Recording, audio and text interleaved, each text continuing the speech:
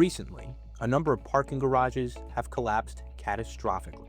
The cause of these collapses can largely be traced back to neglected water intrusion conditions, when water is allowed to leak into the parking garage, leading to the rust and deterioration of the steel supports. This shows the underside of a concrete parking garage structure. Sometimes the rusted steel is the rebar that is embedded in the concrete and cannot be seen during routine inspection. This reinforcement is what gives concrete the ability to support the weight of the vehicles above. When the reinforcement in the concrete has corroded, the concrete deck must be replaced. That is why it is essential that parking garage decks be properly waterproofed. This includes proper terminations and flashing systems. After waterproofing the parking garage deck, protection boards are installed and asphalt can be paved over it.